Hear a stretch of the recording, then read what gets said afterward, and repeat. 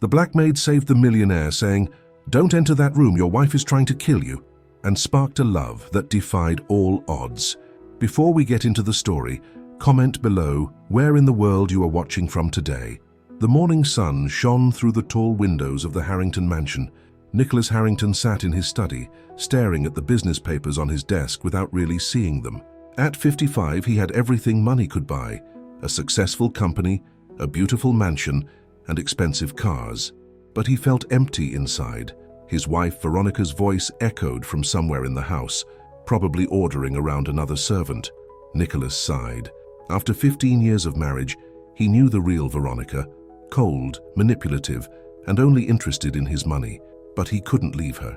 She had made sure of that by slowly taking control of important parts of his business through clever legal maneuvers. "Would you like some coffee, Mr. Harrington?" The gentle voice belonged to Elise Bennett, his maid. At 45, Elise carried herself with quiet dignity. She had worked for Nicholas for 5 years, and he had come to appreciate her calm presence and kind eyes. "Yes, thank you, Elise," Nicholas replied, managing a small smile. As Elise poured the coffee, Nicholas noticed how her hands were steady and sure, just like everything else about her. Unlike Veronica's dramatic gestures and fake laughs, Elise moved with genuine grace. "Is everything all right, sir?" Elise asked, noticing the tired look on his face. "Just business worries," Nicholas lied. He couldn't tell her how trapped he felt, how each day with Veronica drained more life from him. Later that evening, thunder rolled outside as a storm approached. Elise was finishing up in the kitchen when she heard Veronica's heels clicking on the marble floor. Quickly, Elise stepped behind the large refrigerator. She didn't want another confrontation with Mrs. Harrington, who always seemed to find fault with her work. Through the reflection in the kitchen window, Elise watched as Veronica pulled a small vial from her designer purse. With quick movements, she emptied the contents into a glass of whiskey, Nicholas's nightly drink. Elise's heart stopped. She had seen enough crime shows to know what was happening. The pieces suddenly fit together. Veronica's secret phone calls, the changes to Nicholas's will, the life insurance papers she had seen on Veronica's desk. Heavy footsteps sounded in the hallway. Nicholas was heading to his study where Veronica had placed the poisoned drink. Elise's mind raced. If she stayed quiet, Nicholas would die. If she spoke up, she risked everything: her job, her reputation, maybe even her life. But she couldn't let an innocent man be murdered. Running into the hallway, Elise grabbed Nicholas's arm. "Don't enter that room. Your wife is trying to kill you." Nicholas stared at her in shock. "What are you talking about?" "The whiskey on your desk. I just saw Mrs. Harrington put something in it. Please, you have to believe me." Before Nicholas could respond, Veronica appeared in the doorway. "What's going on here?" Her voice was sharp as a knife. "Elise says," Nicholas began. "Oh, I see," Veronica cut in, her face twisting with anger. "The maid is spreading lies about me. First she steals my jewelry, and now this." "I didn't steal anything," Elise protested. "Mr. Harrington, please, check the drink. Call the police. Do something." Nicholas looked between the two women, his wife of 15 years and the maid who had never given him reason to doubt her. In that moment, he made a choice that would change all their lives forever. "Veronica," he said firmly, "I want you to leave the house tonight until we get to the bottom of this. You're choosing to believe a servant over your own wife." Veronica's voice rose to a shriek. "I'm choosing to be careful," Nicholas replied. "And yes, I trust Elise more than I trust you right now." Veronica's face turned red with rage. "You'll regret this," she hissed, grabbing her purse. "Both of you will pay for this." After Veronica stormed out, Nicholas called his security team and had them escort her from the property. He also called his lawyer, who suggested having the whiskey tested at a lab. That night, as the storm raged outside, Nicholas sat in his kitchen while Elise made him a cup of tea with shaking hands. "Thank you," he said quietly. "If you're right about this." "I wish I wasn't," Elise replied, "but I know what I saw, and I couldn't live with myself if I stayed quiet." Looking at her honest face in the dim kitchen light, Nicholas felt something he hadn't experienced in years: trust. But dark days lay ahead for both of them, as Veronica's revenge was just beginning. The next morning, Veronica's accusations spread through their social circle like wildfire. She claimed Elise had been stealing from the house for months and made up the poisoning story to cover her tracks.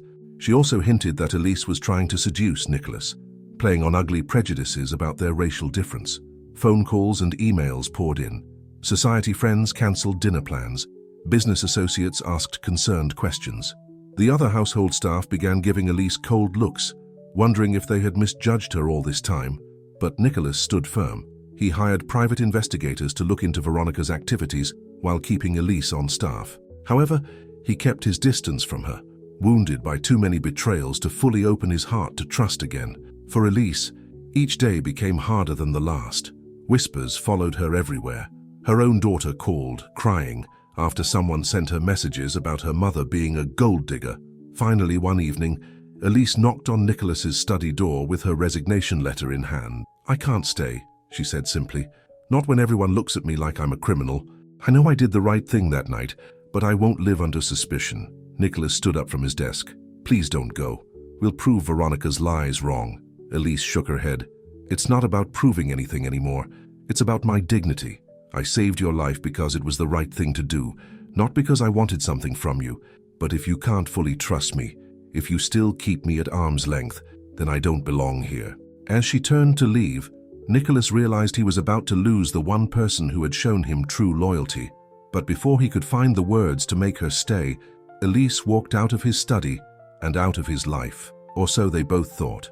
2 weeks after Elise left the Harrington mansion, Nicholas sat alone in his giant house, feeling more trapped than ever. The lab results had come back positive. The whiskey contained a lethal dose of poison, but Veronica had covered her tracks well. There was no proof she had put it there. Meanwhile, Veronica was busy destroying Elise's life. She used her connections at the country club to spread more vicious rumors. Soon, no one in their wealthy circle would hire Elise as a housekeeper. Even worse, Veronica hired a shady private investigator to dig up dirt on Elise's past. "Did you know your precious Maid was once married to a convicted criminal?" Veronica said smugly during a meeting with their lawyers. "I have proof. Maybe she was working with him to rob us." Nicholas felt sick. He wanted to defend Elise, but doubt crept into his mind. Had he been foolish to trust her?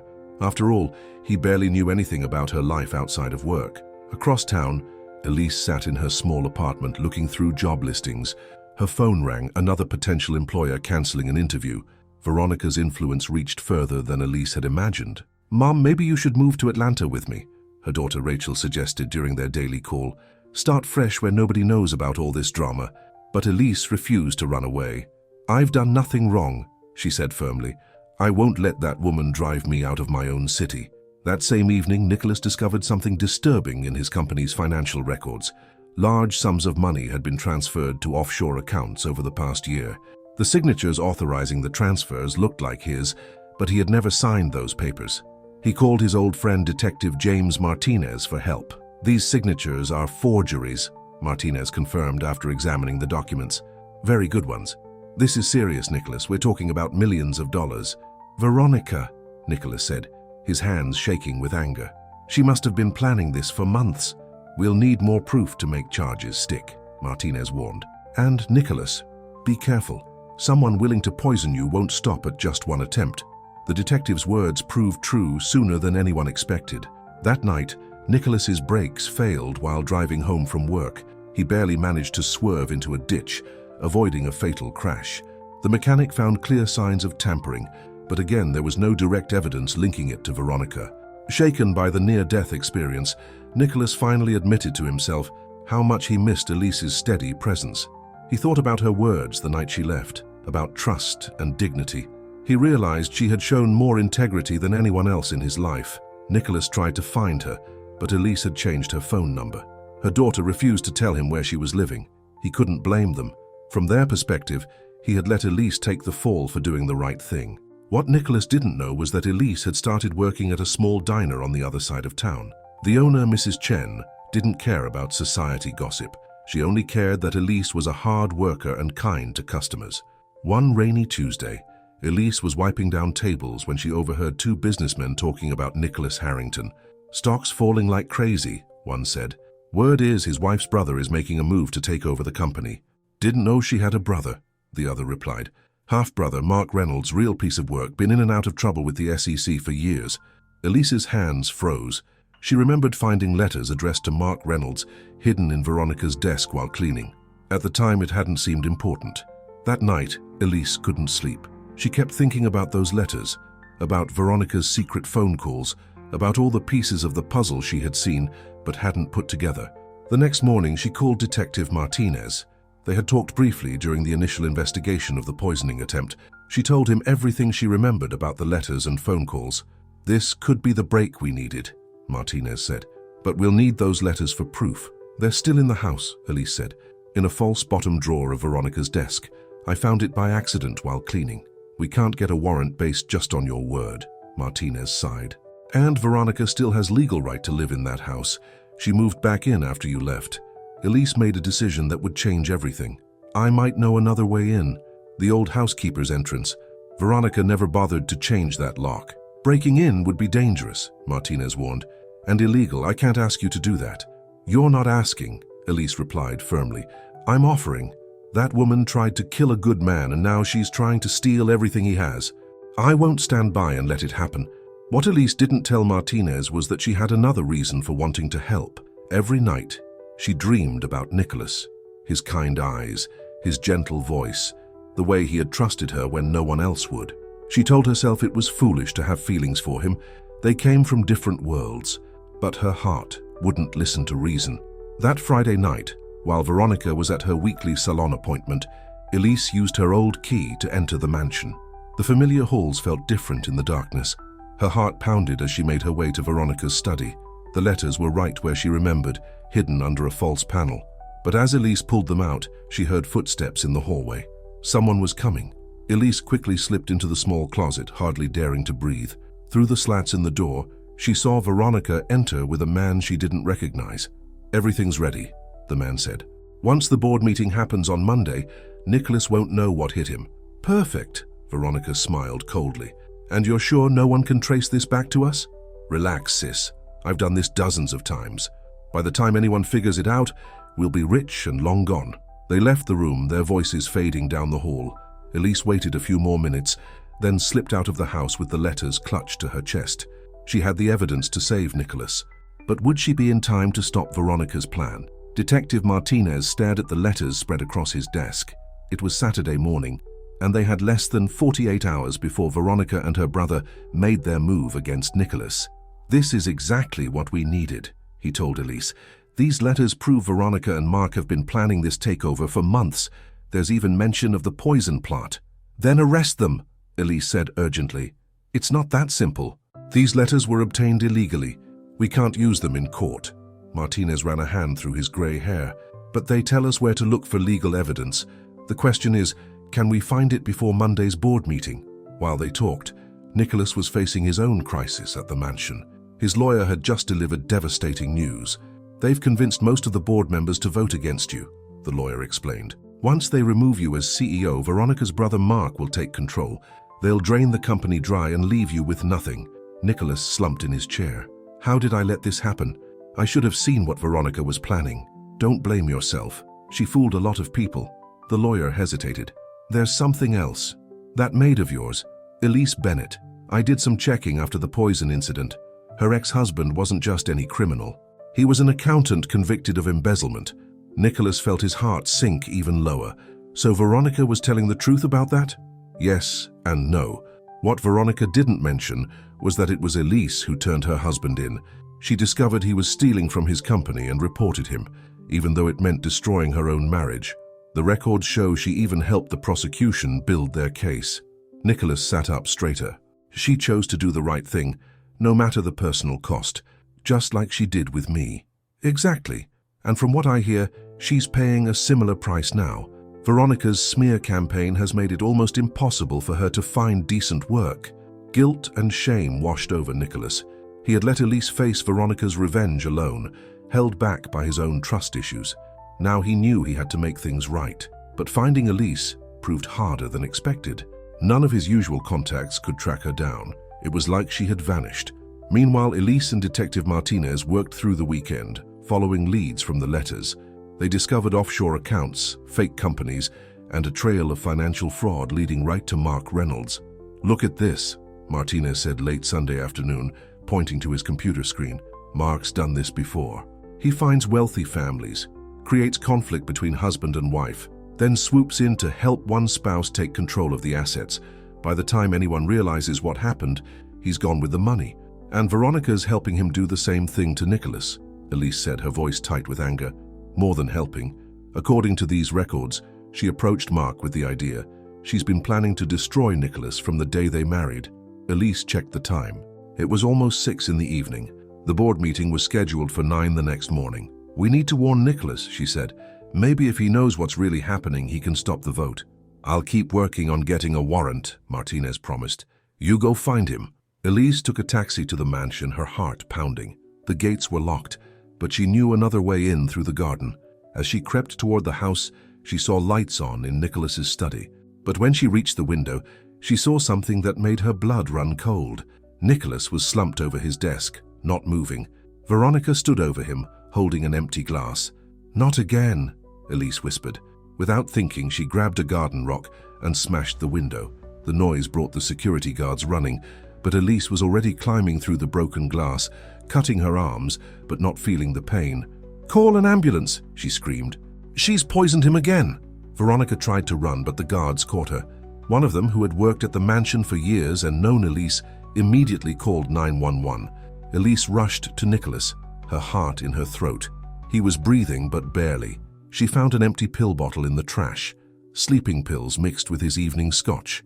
"Stay with me," she begged, holding his hand. "Please, Nicholas, I can't lose you." The ambulance arrived in minutes. As the paramedics worked, Veronica created a scene in the hallway. "She's lying," she shrieked. "Elise is the one who poisoned him. She broke in like a common criminal." But this time, the evidence was on Elise's side. The security cameras had caught everything. Detective Martinez arrived with his warrant just as the ambulance was leaving. "Veronica Reynolds Harrington, you're under arrest for attempted murder," he said, handcuffing her, "and conspiracy to commit fraud. Your brother Mark is already in custody." Elise rode to the hospital with Nicholas, praying she had reached him in time. In the emergency room, doctors pumped his stomach and gave him activated charcoal. Hours passed. Elise sat by his bed, refusing to leave even after the doctors said he would recover. She held his hand and finally let herself say the words she had been holding back. "I love you," she whispered. "I think I've loved you for a long time. I know you probably can't hear me, and maybe it's better that way. We come from different worlds, but I needed to say it just once." What she didn't know was that Nicholas was starting to wake up, and he had heard every word. The morning sun streamed through the hospital window as Nicholas opened his eyes. His throat felt raw and his head was pounding, but he was alive, and Elise was asleep in the chair next to his bed, still holding his hand. He watched her for a moment, remembering her words from the night before. She loved him. The thought made his heart race, setting off one of the monitors. The beeping woke Elise. She jumped up, quickly letting go of his hand. "You're awake. I should get the nurse." "Wait," Nicholas said, his voice hoarse. "Stay, please." Before either of them could say more, the room filled with people. Doctors, nurses, Detective Martinez, and Nicholas's lawyer all wanted to talk to him. Elise slipped out quietly during the commotion. "Veronica and her brother are in custody," Martinez explained. "We found all the evidence we needed. They're going away for a long time." The lawyer added, "The board meeting's been cancelled. Once the other members learned about the fraud attempt, they pledged their full support to you." But Nicholas wasn't listening. He kept looking at the door where Elise had disappeared. "Where did she go?" he asked. "I need to talk to her." "Sir, you need to rest," the doctor insisted. "You nearly died last night." "I've rested enough," Nicholas said, trying to get up. "I let her walk away once before. I won't make that mistake again." But Elise was already gone. She had taken a taxi back to her small apartment, her mind in turmoil. Nicholas was safe now. Veronica was in jail. Her job was done. It was time to move on before she made a fool of herself over a man who could never return her feelings.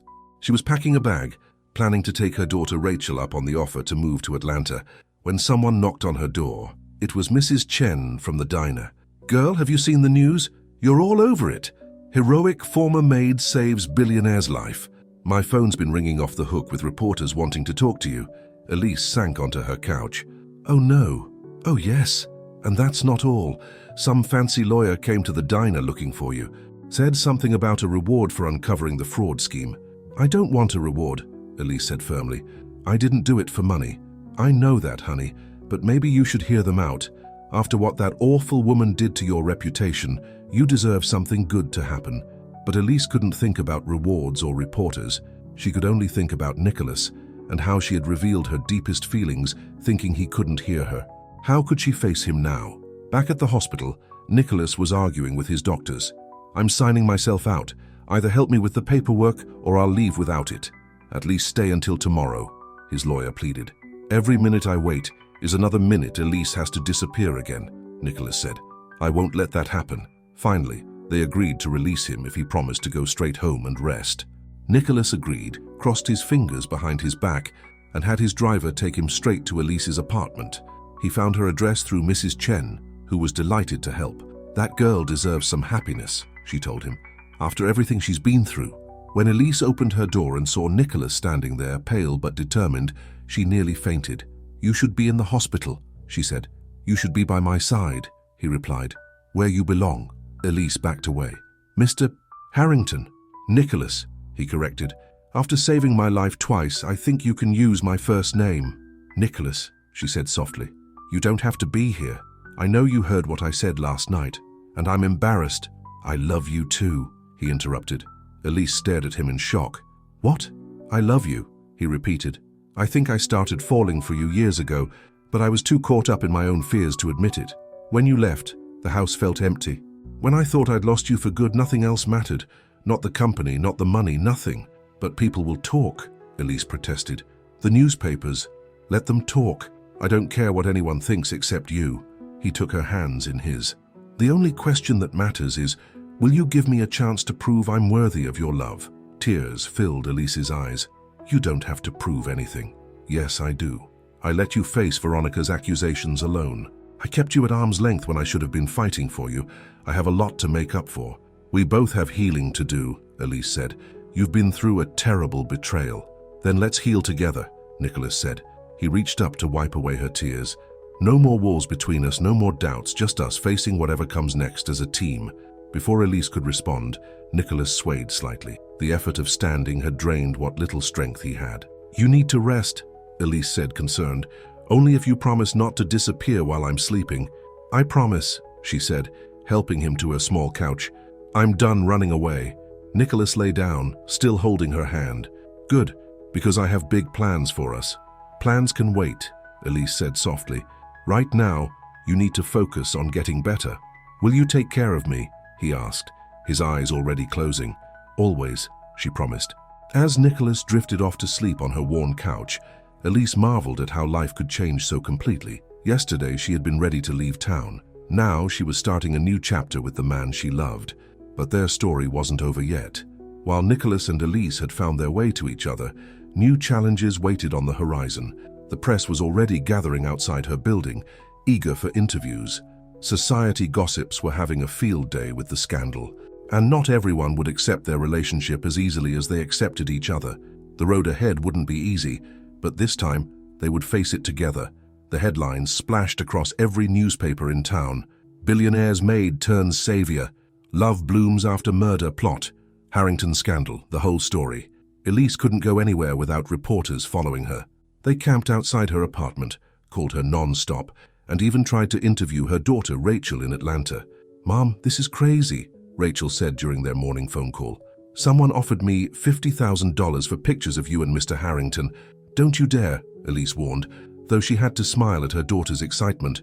"I wouldn't. But maybe you should do an interview yourself. Tell your side of the story before people make up their own version." Elise sighed, looking out her window at the crowd of reporters below. "I just want things to calm down." But things were about to get even more complicated. Nicholas had finally returned to his mansion after recovering at Elise's apartment for a week. His first day back at work brought an unwelcome visitor. His mother, Catherine Harrington. "Really, Nicholas," Catherine said, settling into a chair in his office. "Couldn't you have found a more suitable companion? A widow from a good family, perhaps?" "Mother," Nicholas warned, "don't start. I'm only thinking of you, darling. The board members are worried. Your investors are nervous. And the country club committee is in an uproar." "I don't care about the country club committee." "Well, you should. Our family has been members for 4 generations.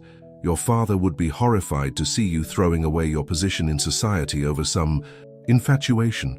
Nicholas slammed his hand on the desk. "Enough! Elise saved my life twice. Where were you when Veronica was trying to kill me? Playing bridge at the club?" Catherine's face paled. "That's not fair." "No. What's not fair is you coming here to criticize the woman I love when you didn't even visit me in the hospital. Meanwhile, Elise faced her own family drama. Her sister Pearl showed up unannounced at the diner, where Elise still insisted on working her shifts. "Girl, what are you doing?" Pearl demanded. "Living in that tiny apartment, waiting tables when you could be living in a mansion?" "I'm not with Nicholas for his money," Elise said, refilling coffee cups. "I love my job here. Mrs. Chen stood by me when no one else would. But he's a billionaire. At least let him buy you a new car. That old Honda of yours is embarrassing." "My car works just fine." Elise tied her apron tighter. "And I won't have people saying I'm after Nicholas's money." "People are going to talk no matter what you do," Pearl pointed out. "Might as well be comfortable while they do it." Later that evening, Nicholas picked Elise up from work in his Mercedes. The contrast between his expensive suit and her waitress uniform made several customers stare. "You don't have to keep working here," he said gently as they drove away. "Yes, I do," Elise replied. "I need to stay independent. Equal." Nicholas took her hand. "You've always been my equal, even when I was too blind to see it." "Tell that to your mother." Nicholas winced. "You heard about her visit? Mrs. Chen's cousin works in your building. News travels fast." "I'm sorry about what she said." "Don't be. She's not entirely wrong." Elise looked out the window. "We come from different worlds, Nicholas. People like your mother will never accept me." "Then they'll never see me again," he said firmly. "I've spent my whole life trying to please other people. My parents, society, Veronica. Look where that got me. I'm done living for everyone else." But the pressure continued to build. Anonymous letters arrived at Elise's apartment, telling her to know her place. Nicholas's old friends stopped inviting him to events. Business associates made excuses to postpone meetings. The final straw came when someone threw a brick through the diner's window with a note attached. "Gold diggers not welcome here." Mrs. Chen wanted to call the police, but Elise stopped her. "It'll only make things worse." That night, Elise made a difficult decision. She wrote Nicholas a letter. "My dearest Nicholas, I can't watch your life fall apart because of me. Your business is suffering. Your family is divided. This isn't what I wanted. I love you too much to let you sacrifice everything for me. Maybe your mother is right. Maybe we're fooling ourselves thinking we can bridge our different worlds. I'll always cherish what we had. Please don't try to find me. Love, Elise." She left the letter in his mailbox and drove to the airport. Rachel was waiting for her in Atlanta. She could start fresh there, away from all the drama and judgment. But Elise had underestimated Nicholas's determination. When he found her letter the next morning, he didn't panic or give up.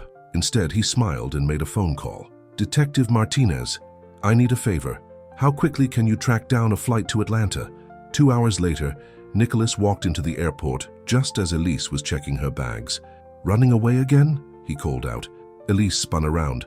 Did you really think I wouldn't figure out where you were going?" He held up her letter. "You mentioned sacrificing everything for me, but did you ever think that maybe you are everything to me? Nicholas, please, your mother has been informed that she can either accept us or lose her son forever. Her choice. Your business is doing better than ever. Turns out most people love a good redemption story. Our stock is up 30% since the scandal broke. The society gossips. Can go to hell." Nicholas took her hands. "I'm not letting you run away this time, Elise. Not unless you can look me in the eyes and tell me you don't love me anymore." Tears rolled down Elise's cheeks. "You know I can't do that. Then come home. Face this with me. Let me prove to you that our love is stronger than their prejudice." Around them, people were taking pictures with their phones. Tomorrow they would probably be in the papers again. But for once, Elise didn't care. "Okay," she whispered. Nicholas pulled her into his arms, kissing her right there in the middle of the airport. Applause broke out from watching travelers. "Now," Nicholas said when they finally broke apart, "let's go home and plan how we're going to shock society even more." "What do you mean?" He grinned. "Well, I was thinking, how do you feel about a wedding?" The news of Nicholas and Elise's engagement hit the society pages like a bomb. "Harrington heir to marry former maid," screamed the headlines. Phone lines at the mansion lit up with calls from shocked friends and family members. "Have you completely lost your mind?" Nicholas's sister Barbara demanded, storming into his office one morning. "Mother's had to cancel her charity luncheon because no one will come." "Good," Nicholas replied calmly. "Maybe now she'll realize who her real friends are." But even Elise's family had concerns. Her daughter Rachel flew in from Atlanta for an emergency visit. "Mom, are you sure about this?" Rachel asked as they sat in Elise's small apartment. "Everything's happening so fast. A month ago, you were just his maid." "I've never been more sure of anything," Elise said. "When you meet the right person, You just know. I just don't want you to get hurt. Rich men like him, they don't always stick around. Nicholas is different. That's what every woman in love says. The wedding plans quickly became a battlefield. Catherine Harrington insisted on a huge society wedding at the country club. Elise wanted a simple ceremony in her church. "Darling, be reasonable," Catherine said during a tense lunch. "The Harringtons have certain obligations. Half the business world will expect invitations." "Half the business world called me a gold digger last month," Elise pointed out. "Water under the bridge. Everyone loves a good romance now. Let me help you do this properly." But Elise stood firm. "The ceremony will be in my church, with Reverend Johnson officiating, the same man who baptized my daughter and buried my mother." Catherine's lips tightened. "Nicholas, surely you see how this will look." "Yes," Nicholas said, taking Elise's hand. "It will look like I'm marrying the woman I love in a place that matters to her." But Catherine wasn't giving up. She went behind their backs to book the country club anyway. When Elise found out, she was furious. "Your mother thinks she can buy my church's happiness with a donation," she demanded. "Does she think we're all so poor we'll sell our dignity?" "I'll handle it," Nicholas promised. "No, I will." Elise grabbed her car keys. "It's time Catherine Harrington and I had a real conversation." She found Catherine at her weekly hair appointment, wearing a silk robe and drinking champagne while her stylist worked. "Mrs. Harrington, we need to talk." Catherine's eyebrows rose. "I'm rather busy at the moment." "Too bad." Elise sat down directly across from her. "I've been polite, I've been patient, but I'm done letting you steamroll over my wishes for my own wedding."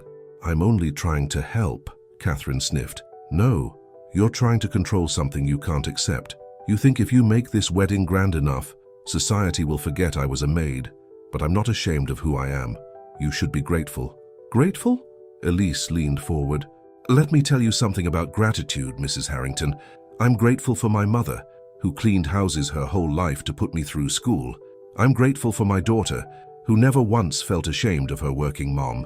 And I'm grateful for Nicholas, who sees me for who I am, not what I do for a living." Catherine's face softened slightly. "You really love him, don't you? More than my own life, which is why I saved it. Twice, while you were at your charity luncheons." The barb hit home. Catherine's eyes filled with tears. "I should have seen what Veronica was doing. I should have protected my son."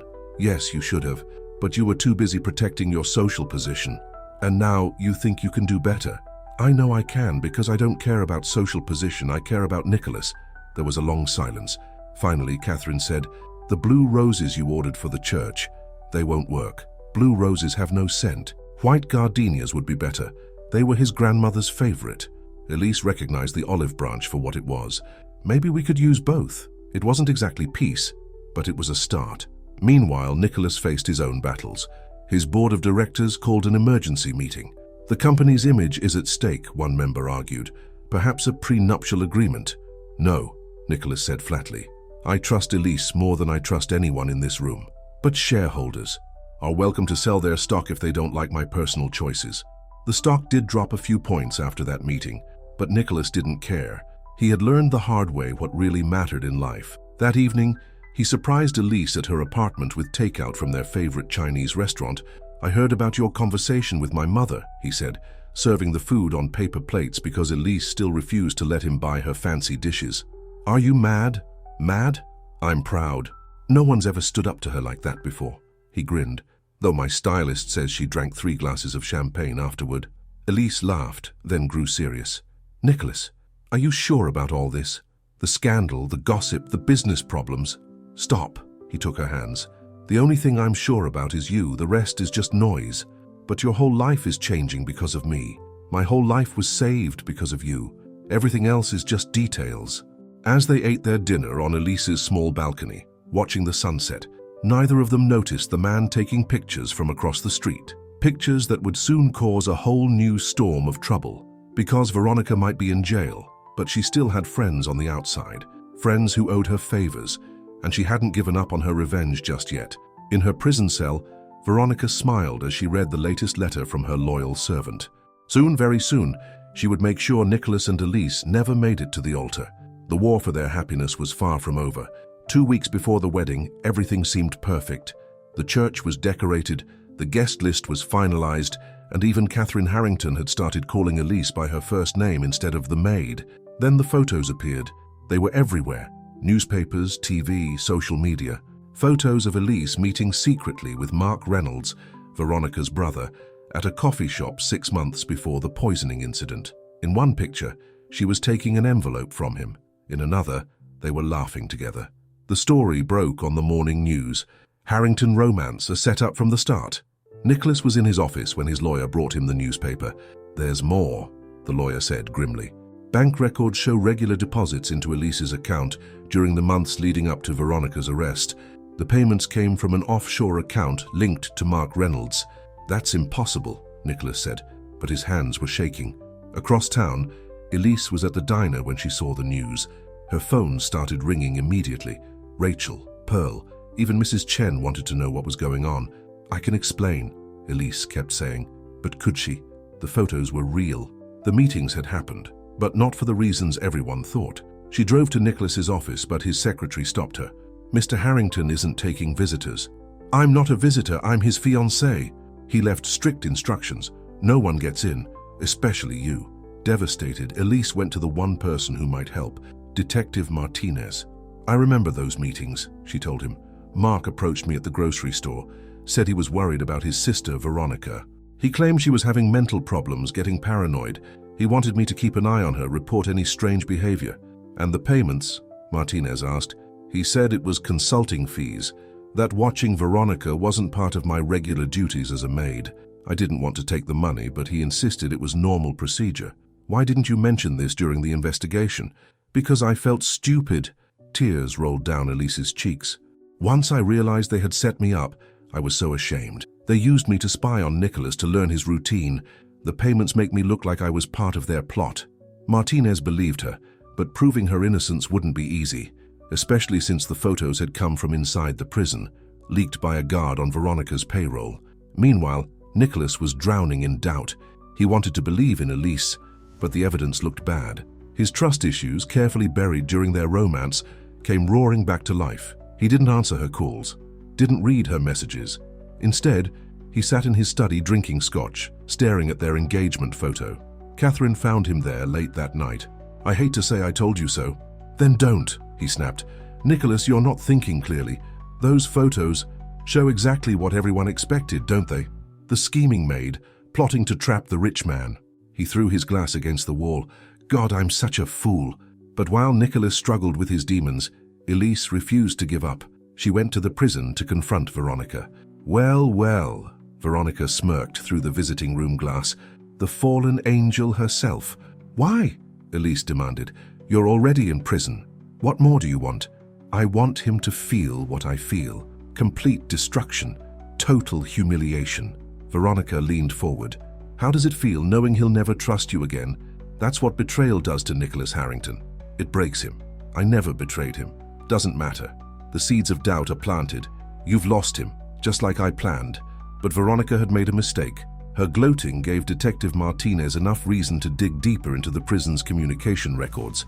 He discovered a network of corrupt guards and outside helpers who had orchestrated the photo leak. More importantly, he found Mark Reynolds' original messages to Elise, proving he had deliberately manipulated her into those meetings. "The payments were real," Martinez told Nicholas, "but they were part of their setup. They needed someone close to you, someone who would notice Veronica's suspicious behavior. They used Elise's genuine concern against her." Nicholas felt sick. "Where is she?" "Last I heard, packing to leave town. Her daughter's been begging her to come to Atlanta." "No." Nicholas grabbed his car keys. "Not again. I won't lose her again." He drove to Elise's apartment, breaking every speed limit, but her car was gone. In a panic, he called Rachel. "She's at the church," Rachel told him. "Said she needed to cancel the wedding arrangements herself. Wouldn't let me do it." Nicholas found Elise in the empty church, sitting alone in the front pew. She looked small and defeated. "I'm so sorry," he said softly. She didn't turn around. "For what? Believing the worst of me? Not letting me explain? Or just forever thinking someone like me could be worthy of someone like you? Don't." He sat beside her. "You're worth 10 of me.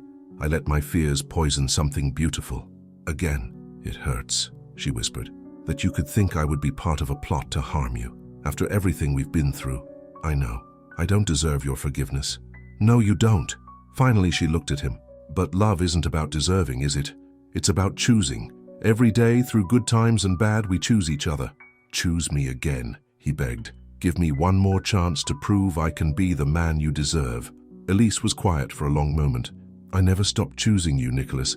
Even when you shut me out, even when the whole world believed I was guilty. I chose you. I'll always choose you. Nicholas pulled her into his arms, holding her while they both cried. In the empty church, surrounded by wedding flowers that suddenly didn't need to be cancelled, they began to heal. But outside, Veronica's final revenge was still in motion. Because the photos weren't her only plan. There was still one more card to play, one that would strike at the heart of everything Nicholas and Elise held dear. In her prison cell, Veronica smiled as she received the secret message. Package delivered. Everything is ready. The wedding was in 2 weeks. But would the bride and groom live to see it? 1 week before the wedding, the threats began. First, it was just phone calls, heavy breathing, then hanging up. Then came the dead roses delivered to Elise's apartment. But when Nicholas's car exploded in the company parking lot, they knew this was more than just harassment. Thank God you were running late that morning, Elise said, holding Nicholas's hand as they watched firefighters put out the flames. Detective Martinez examined the wreckage. This was professional, military-grade explosives. Veronica, Nicholas growled. She's behind this. But when they checked, Veronica was still safely locked away in prison. She even had an alibi for the phone calls. She'd been in the prison cafeteria, witnessed by dozens of inmates. She's working with someone, Elise insisted. Someone on the outside. The police posted guards at both their homes. Nicholas hired extra security for the wedding, but the incidents kept coming. The church's electrical system was tampered with, causing a small fire during the wedding rehearsal. Elise's wedding dress disappeared from the shop, only to be found shredded in the dumpster behind the store. Maybe we should postpone, Rachel suggested, watching her mother try on a replacement dress.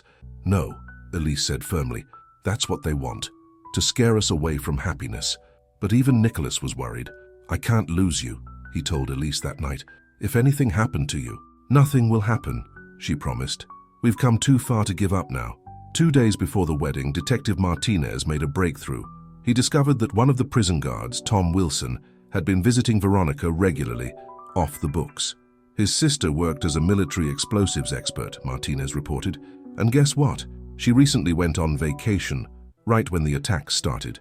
They brought Wilson in for questioning, but he wouldn't talk. His sister had disappeared. The night before the wedding, Nicholas and Elise held each other close in her small apartment, surrounded by police guards outside. Last chance to run away with me? Nicholas joked weakly. We could elope to Vegas. No way, Elise smiled. I want to walk down that church aisle tomorrow and show the world that love wins, that all their schemes and bombs and threats couldn't stop us. You're the bravest person I've ever known. I'm terrified, she admitted. But I won't let fear steal our joy. What they didn't know was that at that very moment, Wilson's sister Jane was already inside the church. She had snuck in disguised as a cleaner, planting her deadliest explosive yet under the altar. The wedding day dawned bright and clear, the church filled with guests, those loyal friends who had stood by them through everything, along with many who had once shunned them, but now wanted to be part of the fairy tale romance. Catherine Harrington sat in the front row, actually smiling as she watched the final decorations being placed. But in her prison cell, Veronica was also smiling. She had paid Wilson's sister a fortune to make sure this wedding ended with a bang. Literally. The bomb was set to go off during the vows when Nicholas and Elise would be standing directly over it. As Elise got ready in the church's bridal room, Rachel helping with her veil, Detective Martinez was making one final sweep of the building. Something about Wilson's smirk during questioning bothered him. In the main church, Nicholas greeted guests, his heart pounding with excitement rather than fear. After everything they'd been through, this moment felt like a miracle. Then Martinez's trained eye caught something under the altar, a tiny red light blinking. "Everybody out!" he shouted. "Bomb!" Panic erupted. Guests ran for the exits. Nicholas fought against the crowd trying to reach the bridal room, but Elise was already running toward the altar, not away from it. "What are you doing?" Nicholas screamed. "Mrs. Chen's granddaughter."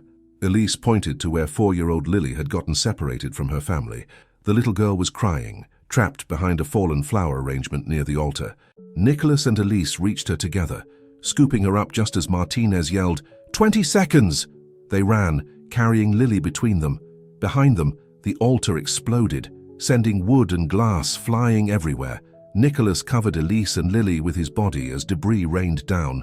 When the dust settled, they were all alive, cut and bruised, but alive. Outside, the police caught Jane Wilson trying to escape in the chaos. She quickly confessed everything, turning on Veronica in exchange for a lighter sentence. "Some wedding, huh?" Nicholas said, helping Elise to her feet. Her white dress was torn and dirty, but she had never looked more beautiful to him.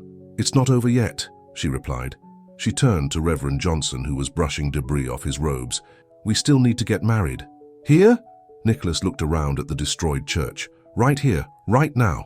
Elise took his hands. In front of everyone who just saw what real love looks like, running toward danger together, protecting each other.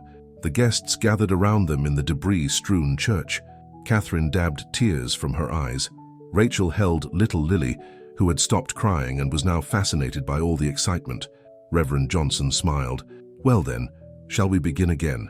Dearly beloved." This wasn't the perfect society wedding they had planned. Elise's dress was ruined, the church was in shambles, and sirens wailed in the background. But as they spoke their vows among the wreckage, their love felt stronger than ever. They had faced death together and emerged victorious. In her prison cell, Veronica screamed with rage when she heard the news, but her screams couldn't change the truth. Love had won. Yet even as Nicholas kissed his bride, Detective Martinez's phone rang. The news he received would cast a shadow over their happily ever after, because Veronica had one last surprise waiting, and this time she wouldn't fail. The war wasn't over. It was about to enter its deadliest phase yet. Nicholas and Elise's honeymoon in the Bahamas lasted exactly 2 days. That's when Detective Martinez's urgent call came through. Veronica's escaped. They rushed back to find the city in chaos. During a prisoner transfer, Veronica had somehow slipped away. 3 guards were dead, and no one knew how she'd done it. She had help, Martinez explained at the emergency meeting. Someone powerful. The security cameras mysteriously failed. The guards' bulletproof vests were replaced with fakes. This took money. Lots of it. But all her accounts are frozen, Nicholas said, holding Elise's hand tight. Not all of them. Martinez spread out some papers. Remember that offshore account she used to pay Elise during the setup? We found its source. Your father's old business partner, Richard Maxwell. Nicholas went pale. Uncle Richard? But he's been like a second father to me since Dad died. He's also been in love with Veronica for years, Martinez said. They've been secret lovers since before your marriage. The betrayal hit Nicholas hard. Richard had been the one who first introduced him to Veronica. Had it all been part of their plan? How many years had they been plotting together? But there was no time to dwell on the past. Veronica was out there, armed and desperate for revenge. They moved Elise's daughter Rachel to a safe house. Catherine Harrington, finally showing real concern for her new daughter-in-law, insisted Elise and Nicholas stay at her heavily guarded mansion. "Let her come," Nicholas said grimly. "This time I'm ready for her." But Veronica was always one step ahead. The first attack came at breakfast. Poison in the coffee maker. Only Catherine's last-minute decision to have tea instead saved them all. Then Nicholas's brakes failed again, just like before. This time he was ready and managed to control the car. "She's repeating her old tricks," Elise said. "She wants us scared, paranoid." "It's working," Nicholas admitted. The police set up surveillance everywhere, but Veronica seemed to know their every move. 3 more attempts on their lives failed, each one closer than the last. Finally, Detective Martinez figured it out. There's a mole in the police department. That's how she knows everything. But before they could investigate, Veronica made her final move. It started with a video sent to Nicholas's phone. Rachel was tied to a chair, terrified but alive. "Come alone to the old factory," Veronica's voice said. "Both of you. No police, or she dies." "It's a trap," Martinez warned. "Of course it is," Elise said, already grabbing her car keys. "But she has my daughter." The old factory had been abandoned for years. It stood dark and empty at the edge of town, a perfect place for Veronica's endgame. Nicholas and Elise walked in holding hands, knowing they might not walk out again. "How touching," Veronica's voice echoed through the darkness. The happy couple together to the end. She stepped out of the shadows, holding a gun. She looked different after prison, thinner, harder, her expensive clothes replaced by plain black tactical gear. Behind her, Richard Maxwell appeared, dragging a bound Rachel. "Let her go," Elise pleaded. "She's innocent in all this." "Innocent?" Veronica laughed. No one's innocent. You took everything from me. My marriage, my freedom, my reputation. Now I'm taking everything from you. I have a better idea." The new voice made everyone jump. Catherine Harrington stepped out from behind a pillar, holding her own gun. "Mother!" Nicholas gasped. "What are you doing here? Did you really think I'd let you come alone?" Catherine's voice was steel. "I put a tracker in your watch after the last attempt." "Catherine," Richard said smoothly, "be reasonable. This doesn't concern you, doesn't it? You and this witch tried to kill my son, used him for years, no more." Veronica's gun swung toward Catherine. "You won't shoot me. You've never had the courage to get your hands dirty. Try me." Catherine's aim was steady. "I've changed. Elise taught me what real courage looks like." The standoff lasted only seconds, but it felt like hours. Then several things happened at once. Veronica fired at Catherine. Catherine fired at Veronica. Richard lunged for Rachel. And through it all, Nicholas and Elise moved as one, diving to protect both Catherine and Rachel. The gunshots echoed through the empty factory.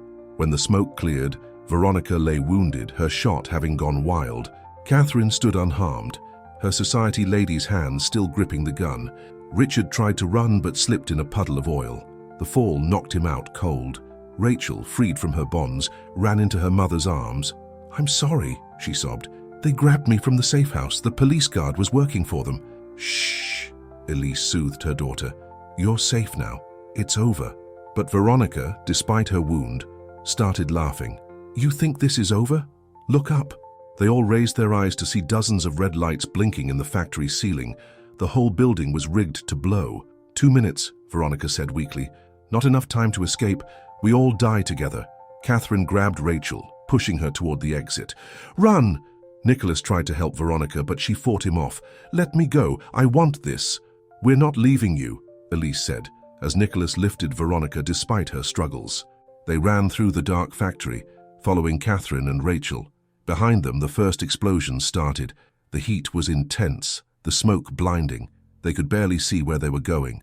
1 minute left. The exit seemed miles away. 30 seconds. They weren't going to make it. But then Elise remembered something. A back door she'd once noticed while driving past the factory. "This way," she shouted, pulling them down a side corridor.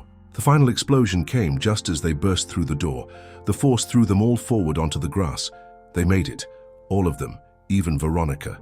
As sirens wailed in the distance, Nicholas pulled Elise close. "I thought I'd lost you. Again."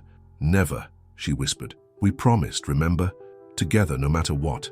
Catherine hugged Rachel, then surprised everyone by hugging Elise too. "Thank you," she said simply, "for saving my son again." Veronica, her wounds being treated by paramedics, watched it all with empty eyes. Her final revenge had failed. Love had won again. But as the police led her and Richard away, Detective Martinez made a shocking discovery in the factory ruins. Something that would change everything they thought they knew about the case. Because Veronica's real secret was still waiting to be revealed, and this one would test Nicholas and Elise's love in ways they never imagined possible. In the factory ruins, Detective Martinez found a metal box that survived the explosions. Inside were documents that shook everyone's world, DNA test results and birth certificates. "Nicholas," Martinez said gently, "there's no easy way to say this. You have a son with Veronica." The news hit like a physical blow. "That's impossible. We never had children. According to these records, she was pregnant when you married. She gave birth in secret and gave the baby up for adoption. The boy is 21 now." Elise held Nicholas as he struggled to process this news. "Why?" he whispered. "Why would she hide my own child from me?" The answer came from Richard Maxwell during his confession. "The boy wasn't Nicholas's," he admitted. "He was mine. Veronica knew Nicholas would divorce her if he ever found out, so we hid the pregnancy, gave the baby away. But that wasn't the whole truth, because the DNA results told a different story. The boy, named Michael, was Nicholas's son after all. She lied to everyone," Martinez explained, "even Richard. She wanted to keep both men tied to her through different lies. Nicholas was devastated. My son, all these years. We'll find him," Elise promised. Together, the search led them to a small college in Boston, where Michael Carter had just graduated with honors in business, just like his father. The meeting was emotional. Michael had known he was adopted, but never knew his real parents. When Nicholas told him the whole story, the young man was shocked. "So my mother is in prison for trying to kill you?" Michael asked. "And now you're married to the woman who stopped her?" "I know it's a lot to take in," Nicholas said, but Michael surprised them all by laughing. "Are you kidding? This is amazing. I always knew I was meant for more than a quiet life." "Hi, Ma Harrington." Elise watched father and son connect, her heart full. Michael had Nicholas's smile, his quick mind, and thankfully none of Veronica's darkness. When Veronica learned that her final secret was out, she had one last card to play. From prison, she sent Michael a letter, full of lies about how Nicholas had abandoned them, how she'd been forced to give him up. But Michael didn't fall for it. "My whole life, my adopted parents taught me to judge people by their actions, not their words," he told Nicholas. "Mom's in prison for attempted murder. You're here, wanting to know me. It's pretty clear who's telling the truth." Catherine was overjoyed to have a grandson. She immediately started planning ways to introduce Michael to society, but the young man had other ideas. "Actually," he said during dinner at the mansion, "I want to learn the business from the ground up. Maybe start in the mailroom." Nicholas beamed with pride. "Like I did when your grandfather was alive. And," Michael added, "I'd like Elise to teach me about the charitable foundation she's starting. Helping people sounds more rewarding than just making money." Elise smiled through tears. This boy she'd just met was already claiming a piece of her heart. The foundation had been her dream, using some of Nicholas's wealth to help working families, provide scholarships, and support domestic violence survivors. Now it would be a family project. Even Rachel was thrilled to discover she had a stepbrother. Finally, someone else who understands what it's like to join this crazy family. Weeks later, they all gathered for a private ceremony, Michael legally changing his name to Harrington. Veronica watched the news coverage in her prison cell, realizing she had lost everything.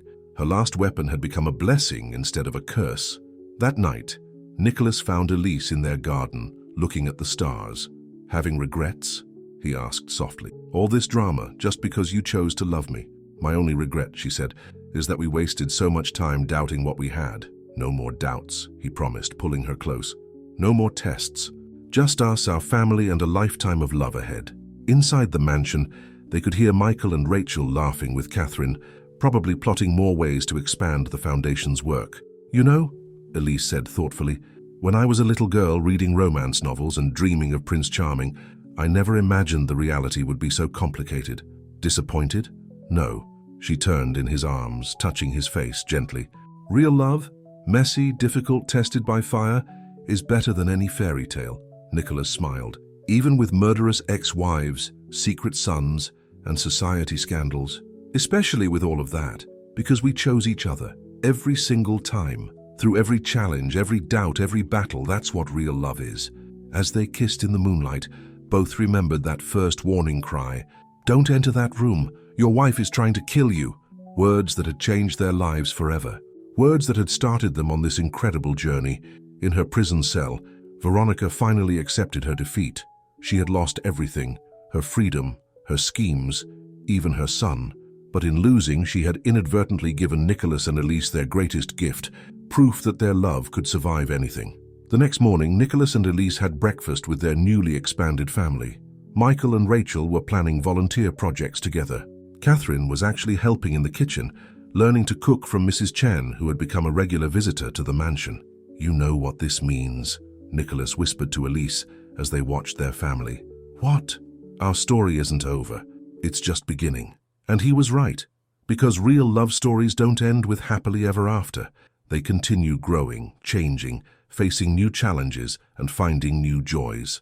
For Nicholas and Elise, their greatest adventure was just starting, the daily miracle of choosing each other, building their family, and proving that love really can conquer all. As the morning sun filled their home with light, they held each other close, grateful for every test that had made their love stronger, every battle that had brought them closer, and every choice that had led them here, to their own kind of happily ever after. The end.